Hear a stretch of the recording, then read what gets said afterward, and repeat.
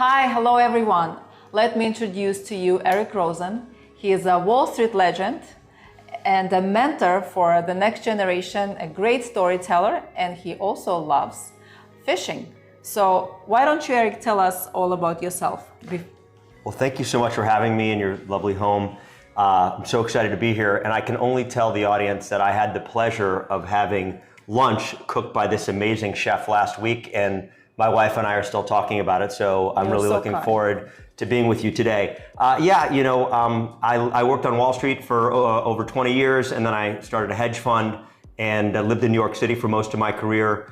And I moved down to Florida about 8 years ago, and now I do a host of different things. I run my family office, and one of the things I love is cooking. And so that is absolutely so exciting for me because you do so many different things, and your love for cooking brings you here, and your wonderful special journey that you've been through, and because you also love fishing. You actually go catch your own fish. Are you going to do this tomorrow, you said, right? Yeah, I'm fishing in the morning, so hopefully get some wahoo and sailfish. That's what time of year it is right now, but I'm not catching this fish in Florida. It's a salmon, so we're not going to catch any of that in these warm waters. But you do go travel somewhere else for salmon, right? Yeah, I've caught a lot of salmon in Canada. Alaska? I have not done the Alaska trip, but most of my salmon fishing is done in Canada. That's awesome. And why did we choose this particular dish? Well, I love fishing, and I try to eat healthy, and I make a lot of fish. I probably make fish 3 or 4 days a week. I cook almost every night. And when I entertain, I try to make 2 proteins when I entertain, and I have 8, 10, 12 people over. And one of the ones that I go to a lot is salmon. I think it's easy to make. This is a dish that I've made for a number of years, and I think it's a very easy dish to make for those who are new to cooking. Yes, and it's the good thing about it that it's healthy as well. And as you could tell, Eric is in great shape. Maybe you could tell us a little bit, how do you stay in such great shape? But before that, I'm gonna welcome you with my champagne. Okay, twist my arm. Let's do that. I'll twist. Yeah, not very hard to do. I've been I got really healthy in my teenage years. My father passed away when I was very young. He was 39. And so it got me really into health. And around 17, 18, I got pretty serious into health and working out and exercise and try to eat right. And it's been, I'm 55, and it's been that way ever since. Absolutely incredible. I'm just absolutely impressed. Well, thank you. And same to you. we could tell that you do eat healthy and exercise, and you are very active, right? Eric is not just actively physically active, but also he always exercises his brain. I'm super blown away by all the things you do, including a Rosen report that he writes twice a week. And the Rosen report is basically a report about so many interesting things, including politics, finance, food, and many, many more things. It's like a Bible. You guys sign up for this Rosen report and you will learn so much. It's free for you to learn. It's absolutely unbelievable. How do you do it twice a week? Well, thank you so much. Yeah, it's on Substack under the Rosen report. I did it kind of as a joke at the beginning of COVID. Some people wanted to know what I thought about the world, and I wrote it, and it's now read in 50 states and 105 countries. And 40,000 people, correct? There's quite a few people that read it, and it's great. It's connected me with so many people.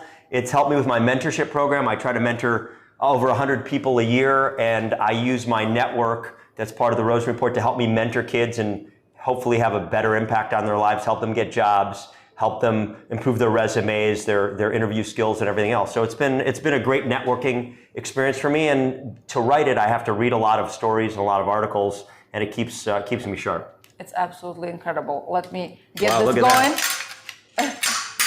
Oh, I have this little problem. That's the thing. Yeah, there you go. That should be fine. Let's do this. We're gonna. Wow. Yeah, as you see, that was the only little issue, but we got it clean. Well done. Thank you. So welcome again, Eric. Thank you so much for being here. And I love your mentorship program. I think it's absolutely incredible that you invest your time to someone else's chance to succeed in a career. And that's incredible. Thank you. Well, cheers. Thank you. I've been fortunate where I never thought the way I grew up I would ever have a career like I had. And I remember some people took me under their wing and mentored me, and it helped me to have a career that I didn't think was possible. And as a result, I like to pay it forward, and I like to try and give back. And my mentees range in age from about 18 to 62. And so I take on all comers that I possibly can. And then, as I said, I use my network. So there was somebody who called that wanted a job in something that I wasn't an expert in. I gave him the basics, and then I connected him with someone in my network to help educate him and prepare him for an interview, and he got the job. And so I use it like that. And people can contact you and ask you for help, and how do they get, to approach you? Well, on my newsletter, I'm very accessible. I get literally 1,000 emails a week from my readers about different topics. Some of them are news stories. Some of them are asking me questions about something I wrote. Some of them are to mentor. Yesterday, I got an email from a reader whose son lost his job, and he wanted help so I'm having a call with him this afternoon to try and see what I can do. Is there someone in my network that can help him? Is there advice I could give him to try to help? And so that's what I do, but I'm very accessible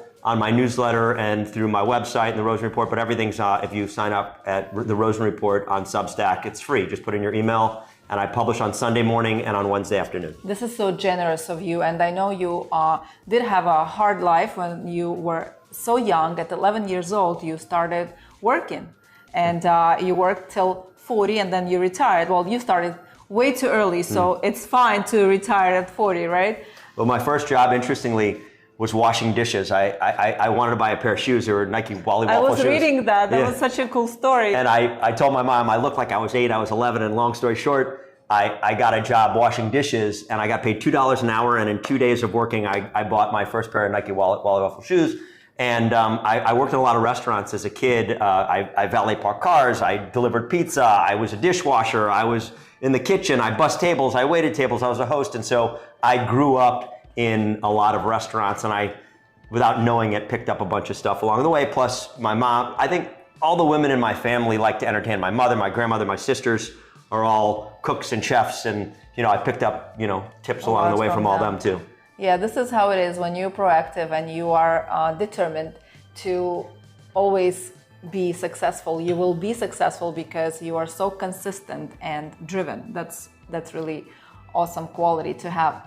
So before we continue, we want to start working on our fish, and we're going to make ginger-crusted salmon, Eric's recipe that he makes all the time. So we will prepare the crust right now, correct? Yeah, it's very simple to do too. I'm using a Ninja food processor. It's a small blender, and I make all my marinades and salad dressings and something like this. And then there's a bigger one that I make smoothies and if I'm chopping tomatoes or something in that. But this is a great little tool. I'll start by putting some garlic in here.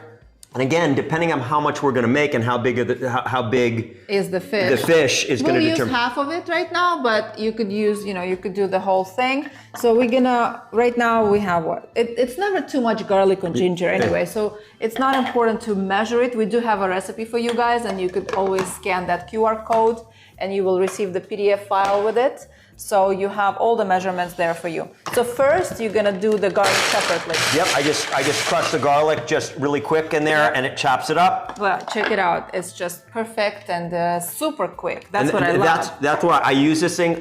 I make a lot. Like the other day, I made 75 meatballs. I had to use 75. I had to use 15 onions, chop 15 onions for the marinara sauce that I cook it in, and then in the meatballs I put it. And so you use this? I use this to make it consistent sizes, and I same with it makes it so you know how long it would take to chop that. I like your perfectionism in everything. You are so particular and with everything. That's awesome. And so then we have ginger. Yeah, you want to. Yeah, should I cut it a little bit? You don't have to cut it. You can you can grate it. Oh, I thought we. No, I grate it in there, and then that way it doesn't. Yeah. I see. Yeah, we can do it both ways. Okay. Why not? We'll just throw it in there. I wonder. Yeah. Well, it'll be a little bigger. That's fine. Just do it that way. Then I'll chop this again, and then what the great thing is, it just takes a couple seconds, and then you got consistent sizes. That's beautiful. Yeah, and so this is a ginger and garlic, and then I love I'm going to put a little soy sauce. Now, if I'm entertaining, I'm always going to ask because there is gluten in here. So if you're gluten free, I won't do it unless I know the people can have it. But there is actually gluten free soy sauce. Yeah. You could look for it, and this one is.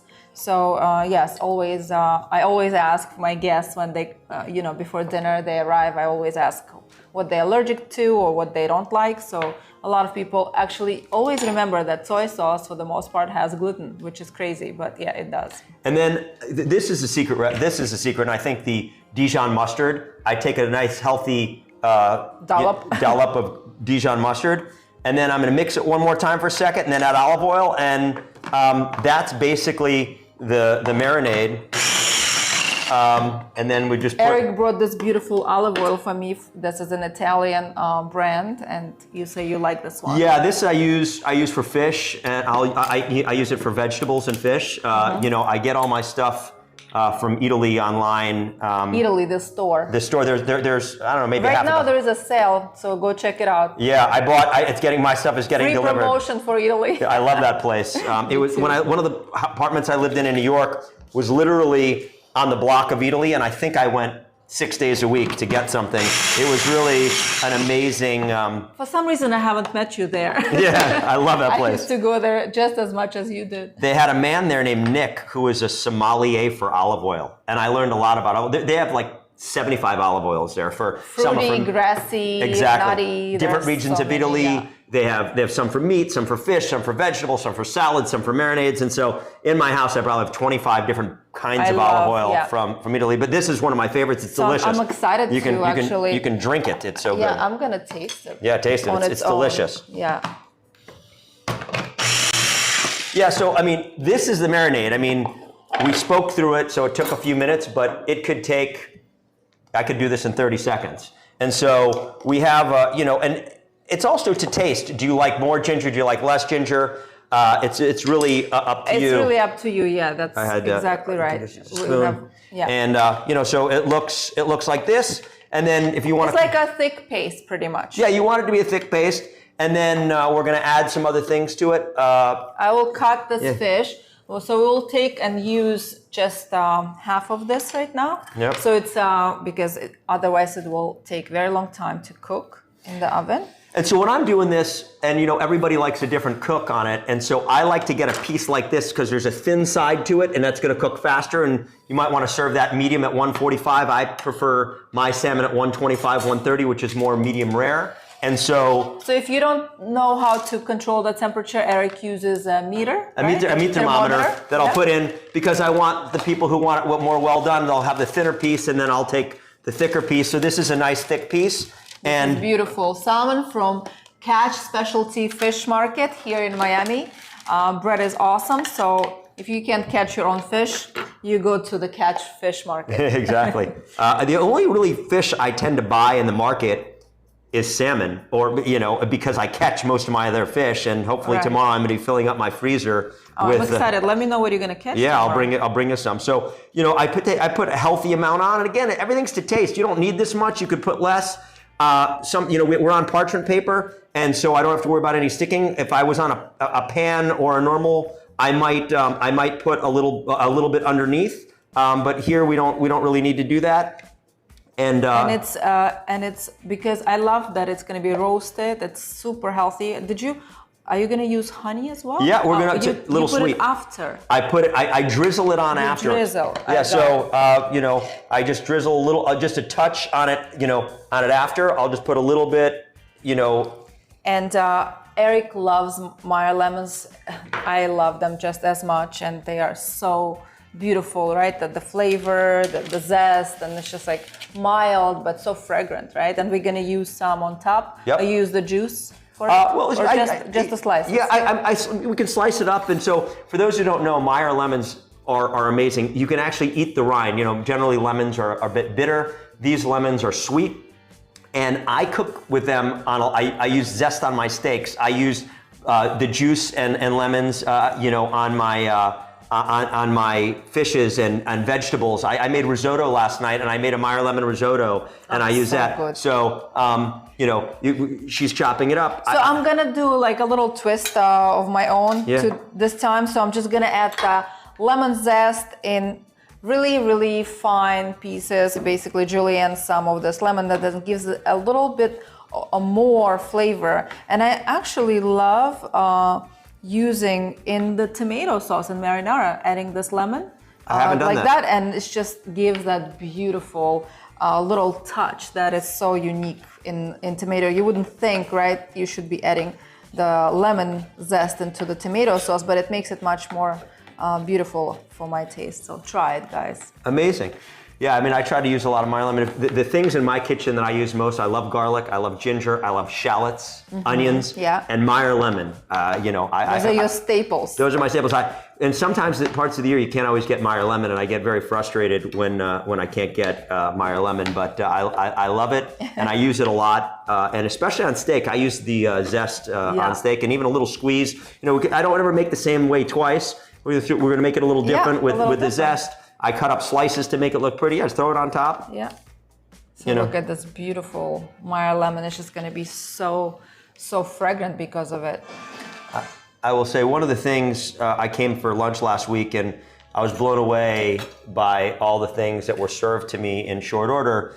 And the presentation was so spectacular. I was hoping to learn a little bit more about how to make my food look better. I think I can cook pretty well and I make some good food, and I never have guests that complain, but I always feel like I can make it improve the presentation. So this is a new twist. I've not done this before. I generally put slices. It already looks interesting. It already right? looks different. Yeah. I generally put slices on it. So now one of my other favorites is leeks. Leeks, guys. The only problem with leeks, we talked about it, is the washing part, right? It's so much work washing them, and it's always sandy. So just make sure you soak them for some time in like a big container, so that extracts a lot of sand, and then it'll be easier. Yeah, they're going to the ground, and there's always sand, and so we slice them up. And then you're going to get to a point where you're going to start seeing sand, and you stop, and then you go to the next leek, and then you got to keep checking. Go wash it for. I also love using leeks a lot in salads. Yeah, I make them vegetables. Do you do that? I put leeks in salads. I put leeks on my vegetables. I cut them like this, and what I do when I make my vegetables, I love roasting vegetables at 400 on convection. And what I'll do is I'll get garlic, shallots, olive oil, and leeks, and I'll put them in a bowl of olive oil, and then I'll sprinkle that over my pan of broccoli and cauliflower or whatever, or broccolini, whatever, and throw it in the oven and roast it. Look at this beautiful fish. Wow, I love our presentation already. Yeah, it looks fantastic. It looks gorgeous. The colors, the orange, the yellow, the green, everything is pretty. So is it? We're done. So you see, guys, how easy this is. That's why I love this type of food. It's just super healthy, super clean, and just quick to cook. So we're gonna throw it in the oven on 400. 400. And we'll watch it probably 20 minutes or less. Yeah, again, it depends on the thickness of the fish. If it's a little thicker, it'll take a few more minutes, and on the thin side, it'll take a little less time. So, I mean, that only took a few minutes to prepare. And I can assure you that if you make it for guests, they'll be impressed with it, and it looks like it took a lot longer than it did. Yes, and while this is cooking, we could chat a little bit about your life, maybe your life on Wall Street. How was it? Is it like in the movies? Is that true? Well, the Wolf of Wall Street. Well, I didn't do that, but it's funny. When I was a kid, there was a movie when I was in high school called Wall Street with Michael Douglas and Charlie Sheen. And I was captivated. It was not exactly what I did. They were more on the stock side, and I was more in fixed income. But I was always interested in finance at a young age. And as I had mentioned, my father passed away when I was really young, and my mother. My father passed away when he was also very young. He was 33. My dad was 39, and I was 5. Yeah. And so I didn't really have people to talk about finance with. And I remember one day asking my mom about what a PE ratio and a dividend was, because I was looking at the paper. I was like 12 or 13. And, so you were already interested at that age in finance. This is amazing. I was inquisitive. I don't know if being interested would be, I always wanted to learn. And so she didn't know, and at the back of the newspaper was a community college, and it was called Broward Community College, which is now no longer community college. And I called them up, and they had classes on markets, and I started taking college classes not because I was Doogie Howser and a rocket scientist, but just because I was interested. And I took 5 classes in 7th and 8th grade. about finance, and I knew then and there I wanted to do something in markets, and I wasn't smart enough or didn't have enough experience to know what that was. And I majored in finance and accounting in college, and I was fortunate enough to get a job in Chicago. My sister Shelly was working in Chicago, and a neighbor in her apartment building worked at a bank. And it was early 90s, we just came out of a recession. It was hard to get a job, and banks weren't really hiring. They had laid off a lot of people. She gave my resume to her neighbor, who brought it in to the office, and HR called me. And long story short, I got a job at a firm called Continental Bank. That was your my first finance job out of college, and I worked there. I worked there, and I started trading within a couple of years. After going through training, I started trading, and that's when my job went from not loving a job to my life was fulfilled. I think it's really important to be passionate about what you do, and you're very passionate about cooking and your viewers and connecting with people. I found my passion on Wall Street, and whether it was finance and trading and markets and clients and building relationships, I never worked a day in my life once I started trading. Before that, I was a banker. Every day was miserable. I did not like my job. I didn't like it at all. And once I started trading, I found my true calling, and I really, really enjoyed it. I went to Chicago for business school, and then I moved to New York in 1997, and I started trading for Chase, that became JP Morgan, and I ran some global trading businesses. I remember when I was watching those, bell rings in New York. All of that stuff to me was something like out of the movie. Really, it was something so crazy because our brains work differently. So I was never into finance, but I wish I learned, because it's something very important actually to learn finance when you're very young. And I wish they taught that in school.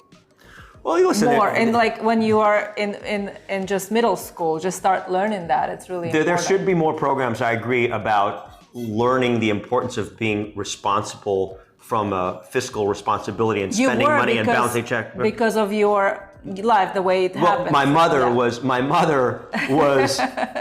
she was a bookkeeper at a real estate firm, but my mother, and this is dating myself and her, would balance her checkbook to the penny every month. Like if there was never a penny off. She was so tight around money and spending and didn't believe in credit card debt, and really instilled responsible values, and I'm a pretty frugal person, and I don't ever buy anything I can't afford. I don't use credit for anything, and part of that was instilled by my mom, really about the importance of being responsible and not buying things you can't afford. That's a great mindset, and I think that's the proper way to do it, right? And have you had any crazy mistakes on Wall Street? Have you pressed that button and it went somewhere wrong? But I think someone like you wouldn't do that mistake, knowing you a little bit. No, I haven't had. Well, listen, I have made critical mistakes that cost a lot of money, many, many, many millions of dollars. When you run a big book that's many billions of dollars, there are days that you're going to make a lot of money, and then there are days you're going to lose a lot of money. In 2007, I was short everything. I was very negative on the world, but I was a few months early, and that short went against me for a couple of months, and I lost a fair amount of money. And then when the world came to an end, my business made billions of dollars. And so, it's hard, and you're not going to be right every time. And right now there's very volatile markets. We have a lot going on in the world with the tariffs and the slowing consumer that's leading to a lot of volatility in stocks. And that's when I get excited. I think there's opportunities to make money in chaos. That's why if you wanna be in the loop, join Rosen Report, and you will learn a lot from Eric, because who else will teach you better than him? He is the Wall Street legend. And why did you retire twice, actually? Well, it's a fun question. I did it the first time.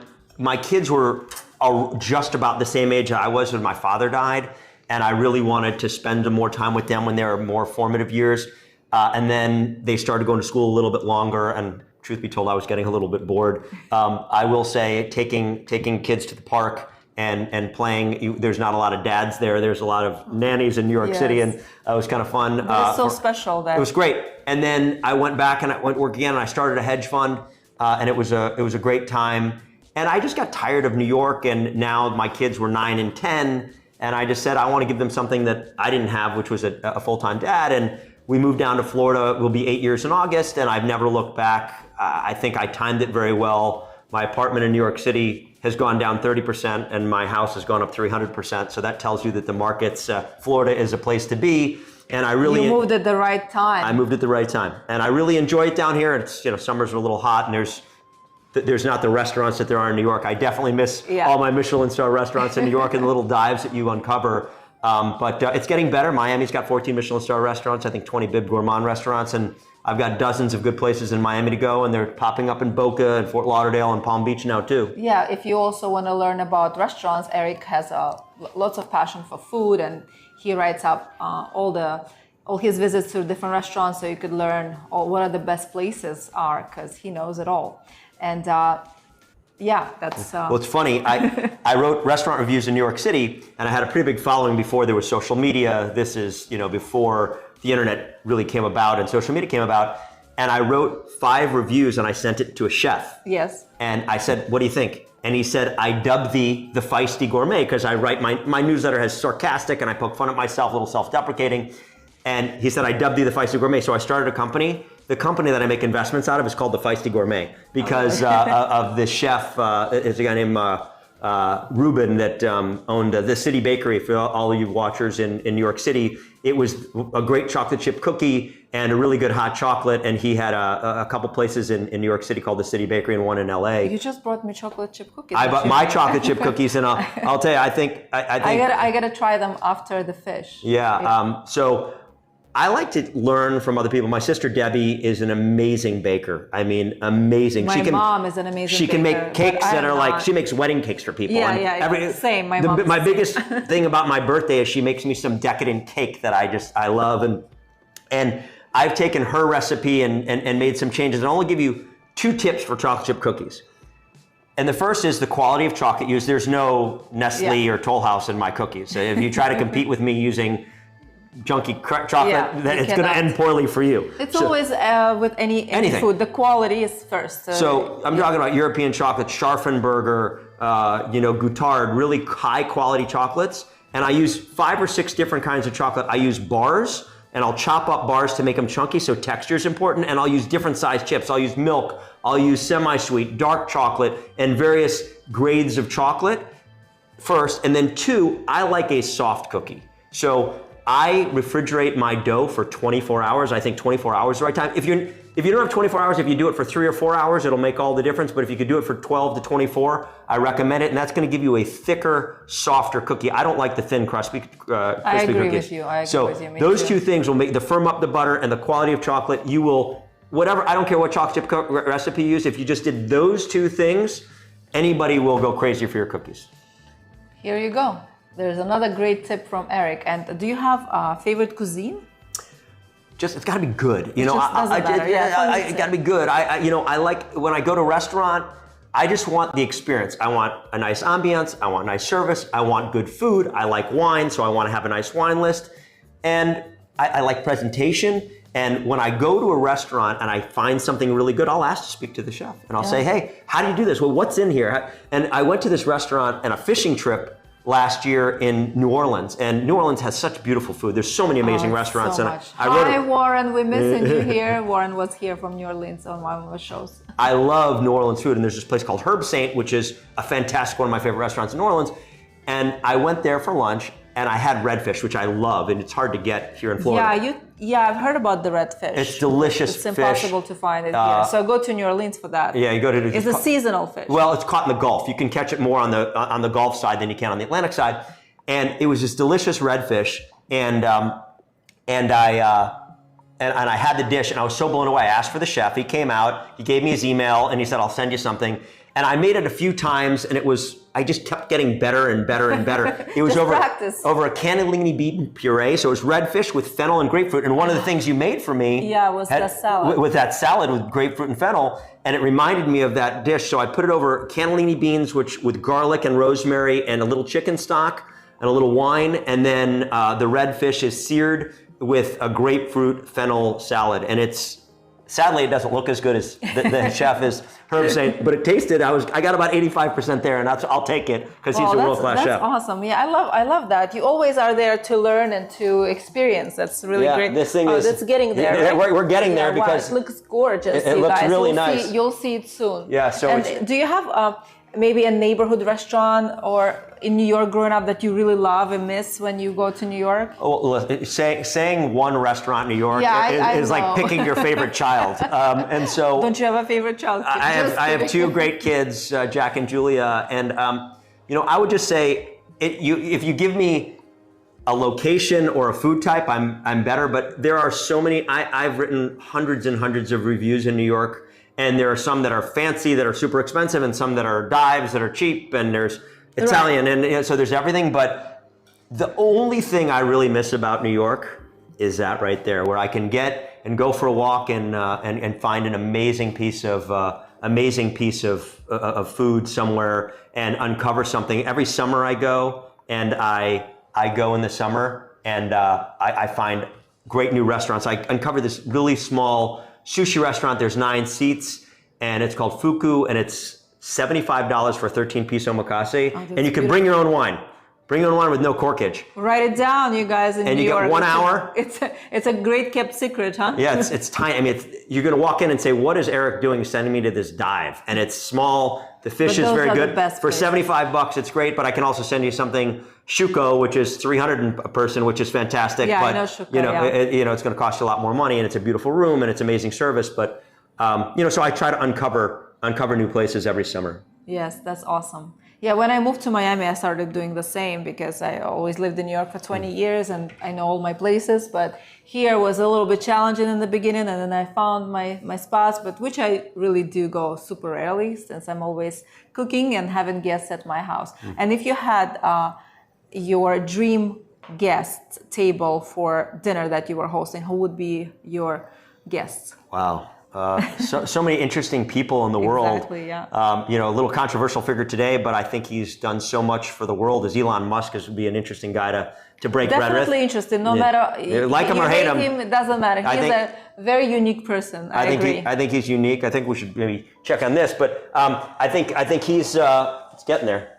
Okay, but let me just check. I think he'd be on the list. This might be good. Yeah. You think? And who else? I take an athlete. I like Michael Jordan. Michael Jordan or Tom Brady. I love being around, learning from people who are masters at what they do. My favorite investor of all time is a guy named Stan Druckenmiller, and he had a hedge fund called Duquesne, 32% return for 32 years, never had a down year. He's a genius, and I really admire him as an investor, and I'd love to have him. I guess I'd be a little scared to cook for one of these, famous chefs, Gordon Ramsay, who'd yell at me and say. But I love him. I love that he's that way, and he's just. I love when people say the truth. Well, and you mentioned that in your newsletter about honesty, intellectual honesty. What does that mean exactly? Oops. I don't know what that was.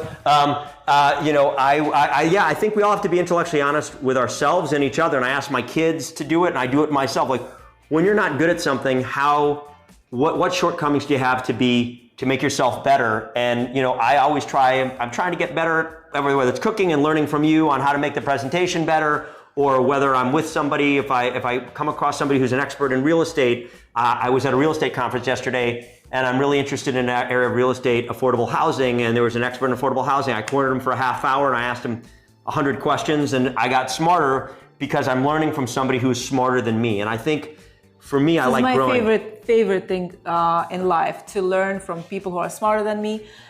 In many industries, right? There are people that are pros in many areas that I'm not familiar with, and it's my favorite thing when I have guests at my table. This is what I do. I just sit there and listen to them and learn from them, and it's the most beautiful thing you could do. Learning is growing and is evolving and getting better.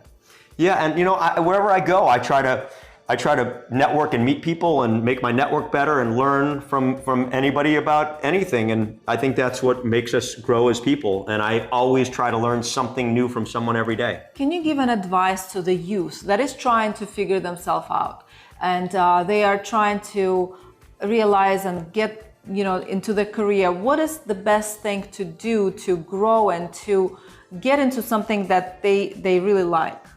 Well, first, we talked about being passionate about what you do is important. And so just because your mom or dad is a doctor or a lawyer or a dentist or a hairstylist, whatever they are, doesn't mean you have to be that. You have to do what you're passionate about. And I think if you do what you're passionate about, you're going to be much better at it. Trying to do something for someone else is never going to end well. So be intellectually honest with what you like to do and what you're good at. There are some people who are good at math and there's some people bad at math. Well, if you're bad at math, you're probably not going to go trade derivatives on Wall Street. But if you're good at math, you maybe go into engineering or you go into algorithmic trading. And so I think being intellectually honest about what you like to do is important. And when you do that, going to work is not working. And I think the other thing that's really important is networking. And it was funny, I'm a big networker. I brag about my network because I think it's an elite network and I've honed it over decades. And it's a job to continue to grow it and continue to nurture it and reach out to people and develop relationships and do favors for people.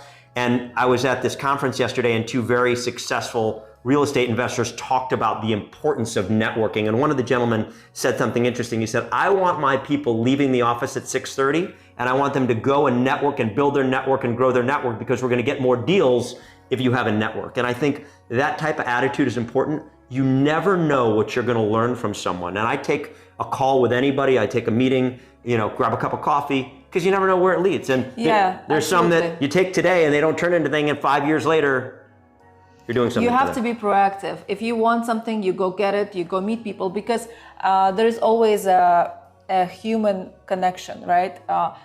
Doing something online is never the same if you meet and people like you, your personality. It always shines through when you reach out. And I know that you always make everything personal. You handwrite your notes to people, thank you notes. Do something a little bit above and beyond.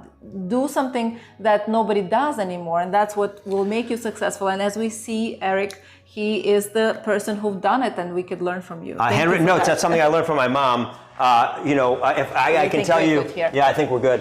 When I was a kid, if someone did us a favor, took us out to dinner, bought me a gift, took me somewhere, I was expected to have a handwritten note written virtually immediately, or I'd be in trouble. And I've instilled that on my kids.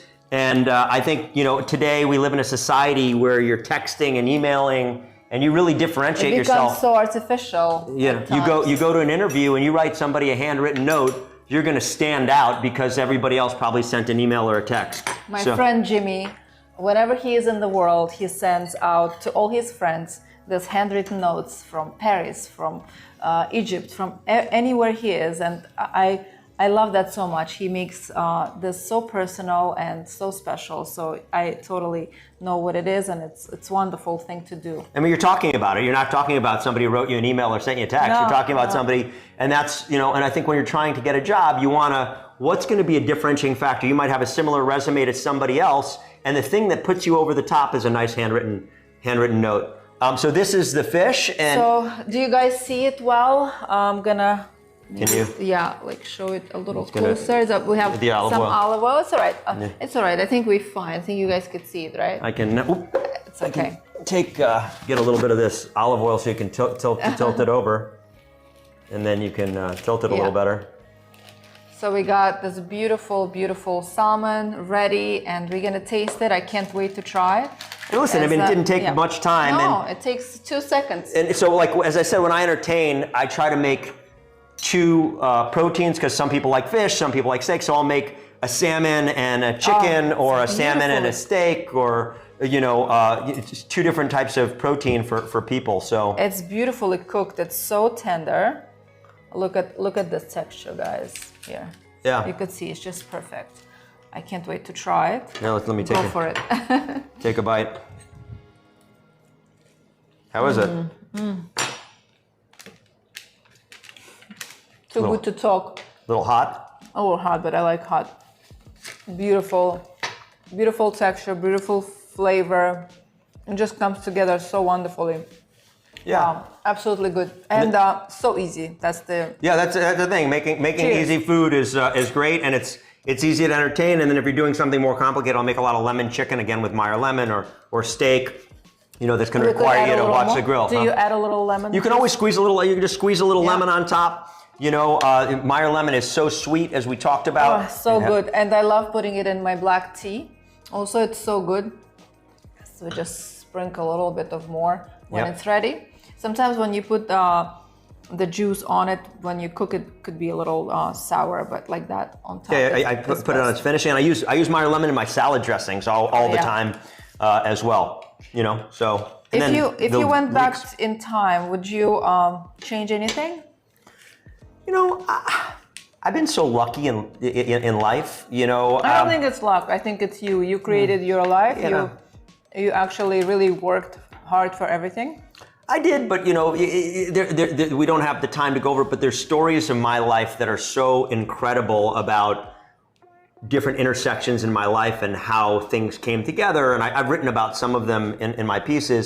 But I don't know that I do anything. There was a job that I was offered in 2008 that I really wanted, but it was in California and just had a second child, and it wasn't the right timing. And if I have any regret, it wasn't taking that job. It was my dream job, and I really liked the people, and the company has done very well, and it would have resulted in a lot of money. But it was something that I was passionate about, and the people and everything. And if I had one regret, it would probably be that job. But I don't think you can go back and look at life questioning, what if I should have done this? What if I did this?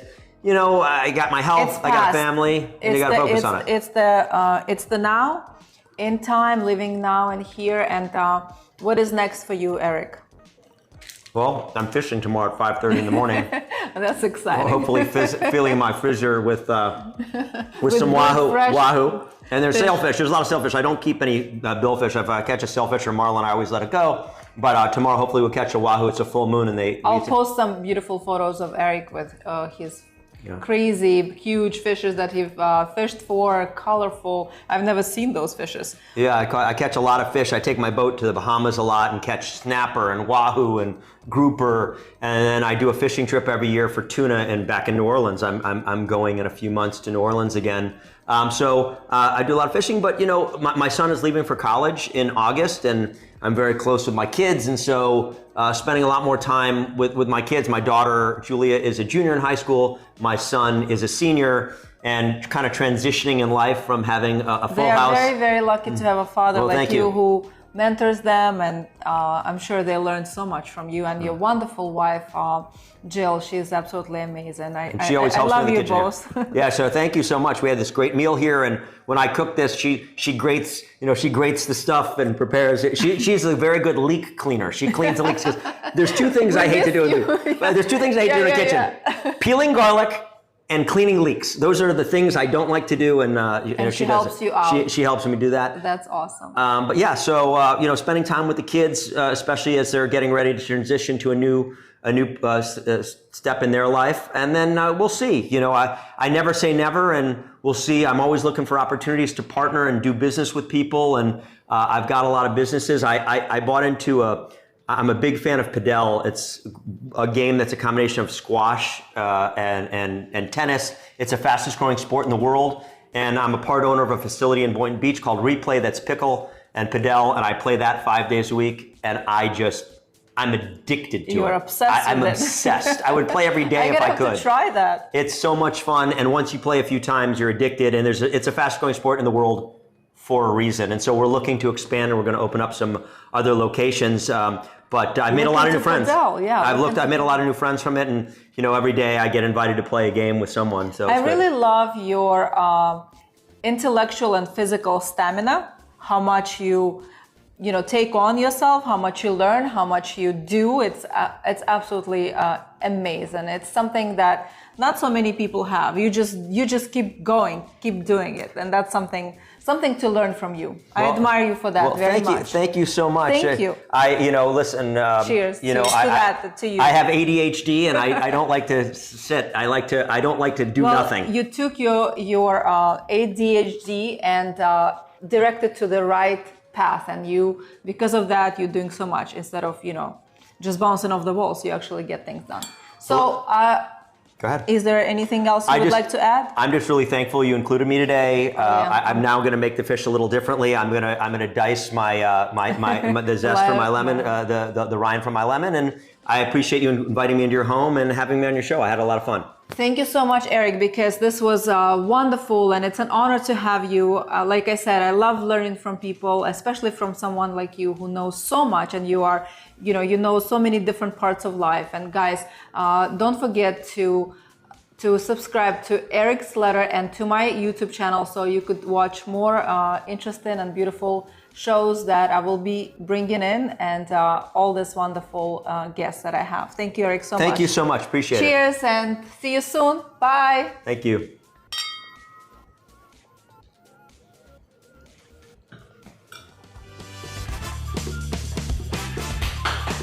Are good? All right, we're done.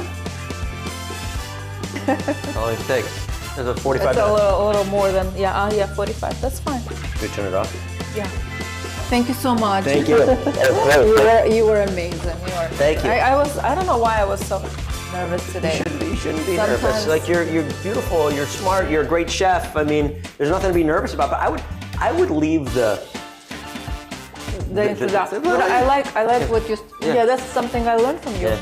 It should be because I don't like to introduce people. Like I'll just say they work here and this is their job. Like I don't want to give their life story. That's for them to give. It's not for me to give because I'm doing it today. Like I'm doing a live webinar this afternoon. I'm not going to go into 2 minutes on every person because I'm not going to tell their story better than they're going to tell them.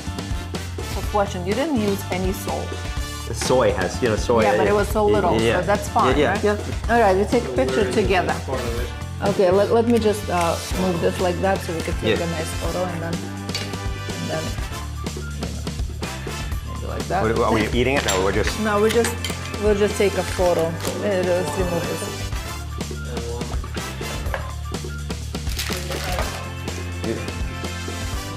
Here. We need to move it. Yeah, it's fine. All right, let's take one photo with Eric. Yeah. 1, 2, 3, one more time, 1, 2, 3, one more time, one smile, 1, 2, 3, got it. Thank you. Great. And now on the phone. Now on Nick, the phone? yeah. Oh, you're taking it with the phone? Yeah.